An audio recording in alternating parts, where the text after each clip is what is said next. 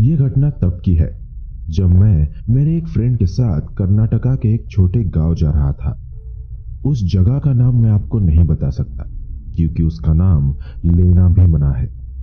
वो संडे की शाम थी जब हम अपने हॉस्टल से करीबन 8 बजे अपने एक दोस्त के गांव जाने के लिए निकले थे। रास्ते में ट्रैफिक के चलते हमें काफी देर हो गई थी।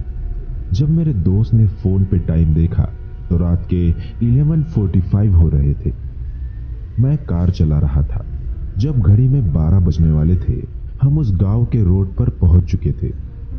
अचानक मेरी ड्राइविंग एक बस के हॉर्न से इंटरप्ट हो गई जो कि हमारी गाड़ी के पीछे ही थी और लगातार बिना रुके उस बस का ड्राइवर हॉर्न बजाते जा रहा था। जब मैंने ध्यान से देखा तो पता चला कि वो बस ड्राइवर हमें अपने हाथ से रुकने का इशारा कर रहा था। आकाश, हमारे पीछे की सारी गाड़ियां रुक गई हैं, मेरे फ्रेंड निखिल ने कार से बाहर झांकते हुए कहा। जब मैंने भी पीछे पलट के देखा कि क्या बात है, क्यों सब हमें हॉर्न बजा रहे हैं, तो मैंने पाया कि सारी बाइक्स, कार्स, ट्रक्स एक ही जगह रुके हुए हैं। मैंने गाड़ी रोकी और सोचने लगा कि वो लोग आगे क्यों नहीं आ रहे। यहाँ तो कोई ट्रैफिक सिग्नल भी नहीं है कि तभी उस बस ड्राइवर ने जोर से आवाज लगाते हुए हमें हमारी गाड़ी पीछे लेने के लिए कहा और एकदम से वो चुप हो गया। मैं अब भी कुछ समझ नहीं पाया था कि मैटर क्या है। आगे रोड पे कुछ भी डेंजरस नहीं है और ना ही हम लोग हिल्स या माउंटेन के रास्तों पर है कि ऊपर से पत्थर गिरने का डर हो। पर फिर क्यों हमारी गाड़ी के पीछे की सारी गाड़ियां एक जगह रुक गई है और हमें पीछे बुला रही है। मैं और मेरे फ्रेंड सोच ही रहे थे कि अचानक एकदम से सारी गाड़ियों की हॉर्न्स की आवाज बंद हो गई और पूरी ओर एक सन्नाटा सा हो गया। ना तो कोई ड्राइवर अब हमें आवाज लगा रहा था और ना ही किसी गाड़ी का हॉर्न बज रहा था। मैंने जब टाइम देखा तो रात के 12 बज रहे थे। तब मेरे कानों ने जो सुना वो सुन मेरे रोंगटे खड़े हो गए। एक औरत की रोने की आवाज जो मैं अपने सपनों में भी नहीं सुनना चाहता। वो इतनी डरावनी आवाज थी कि आज भी उसके बारे में सोच के मेरी रूह कांप जाती है। मैंने आज तक किसी औरत की इतनी डरावनी रोने की आवाज नहीं सुनी थी। हम दोनों उस औरत के रोने की आवाज सुनकर काफी डर गए थे और आवाज धीरे धीरे हमारे पास आने लगी थी। मैंने आज तक किसी भूत प्रेतों में बिलीव नहीं किया था, पर उस दिन मैंने जो देखा वो देख मेरी आंखें फटी की फटी रह गई। जैसे जैसे उस औरत के रोने की आवाज हमारे पास आने लगी, हमने देखा कि एक काली परछाई जो कि एक औरत की तरह दिख रही थी वो उड़ते हुए आई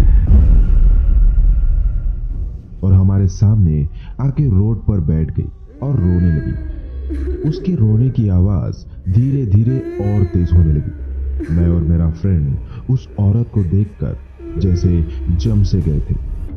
हम साफ साफ देख सकते थे कि वो डरावनी औरत की परछाई हमारे सामने बैठकर रो रही थी और उसकी वो रोने की आवाज सुन के किसी के भी रोंगटे खड़े हो जाएंगे। उस औरत की परछाई कुछ देर वहीं बैठकर रो रही थी और फिर एकदम से हवा में उड़कर गायब हो गई। जिस तरह वो मेरे सामने से हवा में गायब हो गई वो देखकर मैं बुरी तरह डर गया था और अब मुझे 100% श्योरिटी हो गई थी कि वो कोई इंसान नहीं, एक आत्मा ही थी।